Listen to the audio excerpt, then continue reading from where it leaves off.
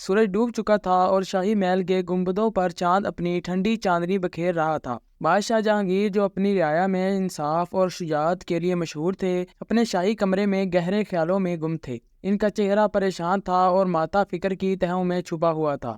چند گھنٹے پہلے جب بادشاہ جہاں نے اپنے خزانے کا معائنہ کرنے کا فیصلہ کیا تو ان کا دل دھڑک اٹھا تھا۔ خزانے میں رکھا نادر تاج، جو سونے، ہیرے اور جواہرات سے جگمگاتا رہتا تھا، آج غائب تھا۔ تاج جو نہ صرف بادشاہی کی نشانی بلکہ جادوئی قوتوں کا منبع بھی تھا۔ تاج کا اچانک غائب ہو جانا، محل میں ہنگامہ برپا ہو گیا۔ خفیہ محافظ اور درباریوں کو تاج کی تلاشی کے لیے بھیج دیا گیا، لیکن کچھ نہ ملا۔ دن بھر تلاشی کے بعد بھی پردہ نہ کھل سکا۔ آخرکار جب رات ڈھل چکی تھی تو جہانگیر اپنے کمرے میں تنہا بیٹھا تھا۔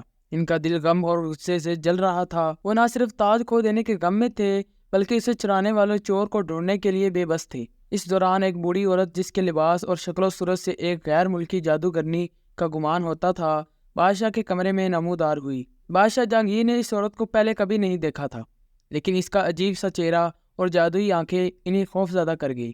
عورت نے مسکرا کر کہا، بادشاہ سلامت، میں جانتی ہوں کہ تم اپنا تاج کیوں کھو چکے ہو۔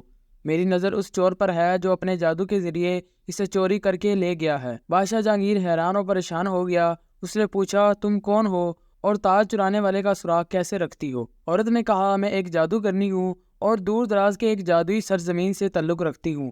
میں نے اپنی جادوئی طاقتوں سے دیکھا ہے کہ تمہارا تاج اب ایک خبیث جادوگر کے قبضے میں ہے جو دنیا پر اپنا راج قائم کرنا چاہتا ہے۔ تاہم تم ابھی امید نہ ہارو۔ اگر تم میرے ساتھ مل کر کام کرو گے اور میں تمہیں اور تمہارا تاج واپس لانے میں مدد کر سکتی ہوں۔ بادشاہ جہانگیر خاموش بیٹھا سوچ رہا تھا۔ اس جادوگرنی پر اعتبار کرنا آسان نہیں تھا، لیکن تاج واپس حاصل کرنے کے لیے تاج کی تڑپ انہیں مجبور کر رہی تھی۔ آخرکار انہوں نے اس کی مدد لینے کا فیصلہ کر لیا۔ بادشاہ جہانگیر نے کہا، ہاں میں تمہارے ساتھ چلوں گا، لیکن پہلے مجھے بتاؤ کہ وہ جادوگر کون ہے اور اسے ہرانے کے لیے کیسا جادو کرنا ہوگا۔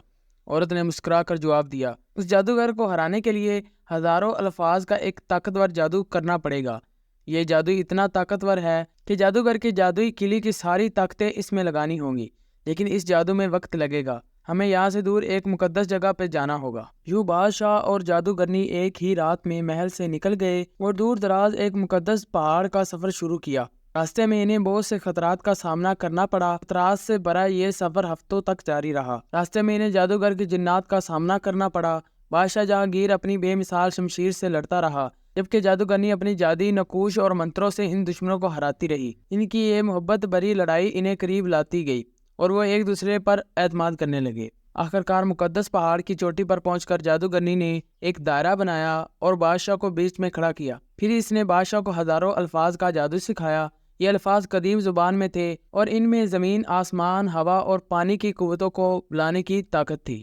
دن رات جہانگیر جادو سیکھتا رہتا اور اس کی مشق بھی کرتا رہتا۔ اس کی آواز نے پہاڑ کی گھاٹیوں کو گنجایا اور اس کا عزم جتنا مضبوط ہوتا گیا اتنا ہی جادو کی طاقت بڑھتی گئی۔ آخرکار 10واں دن جب طلوع ہوا تو جہانگیر تیار تھا۔ جادوگرنی نے اسے اشارہ کیا۔ جہانگیر نے گہری سانس لی اور ہزاروں الفاظ کا جادو شروع کیا۔ اس کی آواز پہاڑ سے ٹکرائی اور جادو کی لہریں آسمان کی طرف گئیں۔ زمین تترانے لگی، ہوا میں طوفان آ گیا اور آسمان بجلیوں سے بھر گیا۔ دور دراز جادوگر کے جادوئی قلعے میں زلزلہ آ گیا، اس کی دیواریں پھٹنے لگیں اور چھت گر گئی۔ جادوگر نے خوف زدہ ہو کر جادو کیا، لیکن بادشاہ کی آواز اور الفاظ سے نکلی طاقت اس کے جادو سے کہیں زیادہ طاقتور تھی۔ ایک دھماکے کے ساتھ جادوگر کا قلعہ راکھ ہو گیا اور وہ خود بے جان زمین پر گر پڑا، لیکن تاج کا ایک ٹکڑا شاید کہیں گر گیا تھا۔ اب بادشاہ اور جادوگرنی واپس آ گئے تھے اور ان کی شہرت پورے ملک میں پھیل چکی تھی، اور اب بادشاہ اور جادوگرنی بہت ہی اچھے دوست بن چکے تھے اور جادوگرنی بادشاہ کے محل میں رہنے لگ گئی تھی۔ ان کے انصاف اور حکمت کی دھن ساری رعایا تک پہنچ چکی تھی اور ان کی سلطنت دور دور تک امن و سلامتی کی مثال بن گئی تھی۔ ایک دن جب بادشاہ اور نور جہاں اپنے شاہی باغ میں سیر کر رہے تھے، اچانک ایک طوفان اٹھا۔ سارا دربار ہل گیا اور لوگ خوف سے کانپنے لگے۔ طوفان کے درمیان ایک بلند و بانگ آواز گونجی، اے جہانگیر، تیرے تاج کا ایک ٹکڑا میرے پاس ہے۔ اگر تو اسے واپس لینا چاہتا ہے تو پہاڑی قلعے کی پہیلیاں حل کر کے مجھے ڈھونڈ۔ یہ آواز اتنی خوفناک اور جادوئی تھی کہ سب خوف سے کانپنے لگ گئے۔ بادشاہ جہانگیر اپنے ماتھے پر ہاتھ مارتا ہوا اپنی بیوی کی طرف دیکھنے لگا۔ نور جہاں اس کی آنکھوں میں عزم دیکھ سکتی تھی، اس نے بادشاہ کو تسلی دی اور اسے قلعے کو ڈھونڈنے کی ترغیب دی اور وہ جادوگر کے قلعے میں چلے گئے۔ جادوگر کے زوال کے ساتھ ہی سارا قلعہ ہلنے لگا، پہاڑ کی چوٹی پر بنے قلعے کی دیواریں پھٹنے لگی، چھت گر گئی اور یہ عمارت ملبے کی ڈھیر میں تبدیل ہو گئی۔ بادشاہ اور نور جہاں نے بال بال بچتے ہوئے اپنی جان بچائی اور وہ پہاڑ کی چوٹی سے دور زمین پر آ گئے۔ وہ دونوں ایک دوسرے کے گلے لگ کر خوشی منا رہے تھے۔ تاج ان کے ہاتھوں میں مکمل چمک رہا تھا، لیکن خوشی کے بعد جہانگیر کی آنکھوں میں سوال تھا۔ نور جہاں نے اس کی پریشانی سمجھ لی اور مسکرا کر بولی، میں تمہیں سب بتاتی ہوں، لیکن پہلے ہمیں یہاں سے دور جانا چاہیے۔ وہ دونوں اس جگہ سے دور نکل آئے اور ایک محفوظ جگہ میں پناہ لے لی۔ نور جہاں نے بادشاہ کو بتایا کہ یہ جادوگرنی دراصل میری بہن ہے۔ وہ بچپن میں ہی جادو کی دنیا میں کھو گئی تھی اور جہانگیر کے تاج کے اس ٹکڑے پر قبضہ جمانے کے لیے اس نے یہ سب کچھ کیا تھا۔ اس راز سے جہانگیر کا دل دکھ گیا، لیکن جادوگرنی نور جہاں نے اسے یقین دلایا کہ وہ اپنی بہن کو جادو کے راستے سے ہٹا کر دوبارہ اچھی بنانے کی کوشش کرے گی۔ اس پر جہانگیر نے بھی اتفاق کیا اور وہ دونوں زلیخا کی تلاش میں نکل پڑے۔ ان کی تلاش انہیں دور دراز کے ایک ممنوع جنگل تک لے گئی۔ جنگل میں گہری خاموشی تھی اور جادوئی پودوں اور جانوروں کا راج تھا۔ انہیں ایک خوفناک جادوگرنی کی کہانیاں بھی سننے کو ملی جو اس جنگل میں رہتی تھی۔ بہادری سے جنگل کو پار کر کے وہ ایک جادوئی جھیل کے کنارے پہنچے۔ اچانک جھیل کے اندر سے ایک جادوگرنی نہیں بلکہ ایک حکیم بن چکی تھی، اور جادوگرنی نور جہاں اور بادشاہ سے کہنے لگی کہ میں اب کسی کو تنگ نہیں کروں گی بلکہ لوگوں کی خدمت کروں گی۔ اور اس نے یہ بھی کہا، جو بادشاہ کا تاج تھا اس کا ٹکڑا میں نے نہیں چرایا تھا، وہ جو ٹکڑا میرے پاس تھا جو آپ لوگوں نے مجھ سے لیا تھا وہ فقط ایک چھلاوا تھا، لیکن ایک راز ابھی تک چھپا ہوا تھا، وہ یہ کہ جہانگیر کے تاج کا پہلا ٹکڑا کس نے چوری کیا تھا اور کیسے۔ اس سوال کا جواب کسی کو معلوم نہیں تھا۔ ایک رات بادشاہ جہانگیر اور نور جہاں شاہی باغ میں ٹہل رہے تھے۔ بادشاہ نے گہری سوچ میں کھوئے انداز میں جادوگرنی کی طرف دیکھا اور پوچھا، نور جہاں مجھے اب وہ راز پریشان کر رہا ہے، میرے تاج کا ٹکڑا پہلے کس نے چوری کیا تھا؟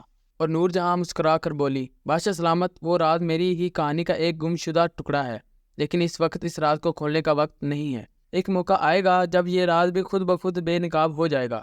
چند سال گزرے اور شاہی محل میں دوبارہ ایک ہلچل مچی۔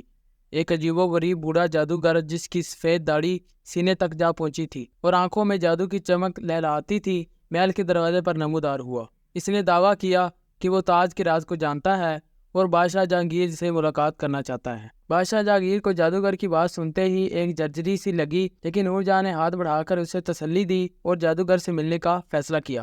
جادوگر کے ساتھ ایک طویل گفتگو کے بعد جہانگیر، بادشاہ اور نور جہاں دونوں حیران اور پریشان تھے۔ جادوگر نے بتایا کہ تاج کا ٹکڑا دراصل ایک قدیم جادوئی کنجی کے طور پر تھا جو ایک ممنوعہ جادوئی کتاب کو کھول سکتا تھا۔ یہ کتاب ایک طاقتور جادوگر نے لکھی تھی اور اس میں دنیا کو تباہی میں ڈالنے کے لیے جادو بیان کیے گئے تھے۔ جادوگر کا کہنا تھا کہ یہ ٹکڑا ایک خوفناک جادوگرنی زاردہ کے ہاتھ میں تھی۔ زاردہ نے اس کی مدد سے کتاب کو کھولنا چاہا تھا، لیکن نور جہاں کی بہن زلیخا نے اسے روک لیا تھا۔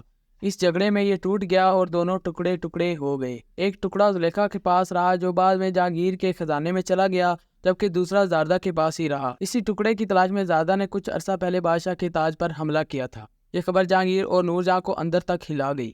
انہیں یہ جان کر خوف لگنے لگا، اگر کسی نے دونوں ٹکڑوں کو اکٹھا کر کے ایک ممنوعہ کتاب کھول دی تو یہ دنیا کو تباہی کی دہانے پر کھڑی کر سکتی ہیں۔ جادوگر نے انہیں ایک نشان بتایا جہاں زاردہ اب اپنے قلعے میں چھپی ہوئی ہے اور اس کے پاس تاج کا دوسرا ٹکڑا موجود ہے۔ اب بادشاہ، جادوگرنی نور جہاں اور جادوگر تینوں مل کر ٹکڑے کی تلاش میں نکل پڑے۔ انہوں نے جاتے ہی اس جادوگرنی پر ایک دم سے وار کیا اور جادوگرنی کو ایک ہی وار میں ختم کر دیا۔